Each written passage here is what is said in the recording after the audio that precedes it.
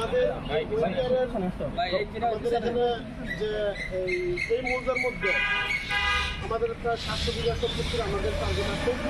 এর মধ্যে আমাদের সম্পত্তি আমাদের ক্রয় করা হয়ে গেছে অলরেডি।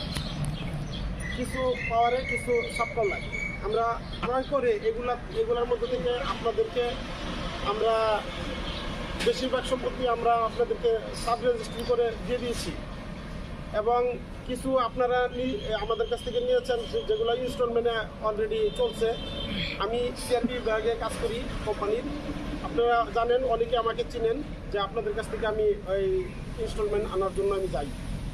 তো হঠাৎ করে আমাদের এখান দিয়ে আমাদের এই প্রজেক্টের মাঝখান দিয়ে আমাদের যে 120 ফিট রাস্তা আর্মিরা আমাদেরকে না জানিয়ে না বললে আমাদেরকে বিনা নোটিশে তারা এখানকার রাস্তার কাজ ধরে ফেলছে এবং ভিতরে আমাদের এই পোর্শনটার মধ্যে পূর্ব পাশের যে পোর্শনটা, এই পোর্শনটার মধ্যে দেখা যাচ্ছে যে অনেকগুলো সাইনবোর্ড তারা জোরপূর্বক আমাদের এখানে এই সাইনবোর্ডগুলো ওনারা দিয়ে গেছে।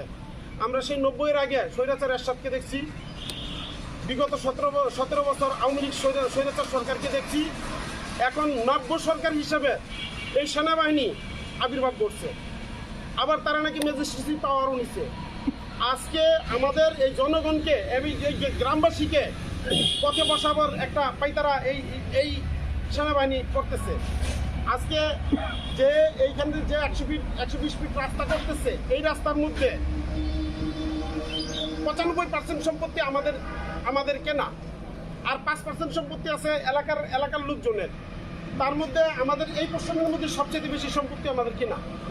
হ্যাঁ, এই আমাদের বিনা নোটিশে তারা এই কুক্ষিগত করার লক্ষ্যে তারা বিভিন্ন ভয়ভীতি আমাদেরকে দেখায়, সে আয়নাগরের প্রভাব দেখায়া ধরে নিয়ে আমাদের ভিতরে বইরা থইব এই সেনাবাহিনী এই ধরনের প্রভাব দেখা এখান দিয়ে রাস্তা করতেছে এবং এই জোরপূর্বক এখনো বালি করতেছে। আপনারা সাংবাদিক বাইরে আপনারা এখান থেকে গেলেই সামনে গেলেই দেখতে পারবেন, হ্যাঁ, তিনটা পাইপ দিয়ে বালু ফেলতেছে বিনা নোটিশে, বিনা বলাতে।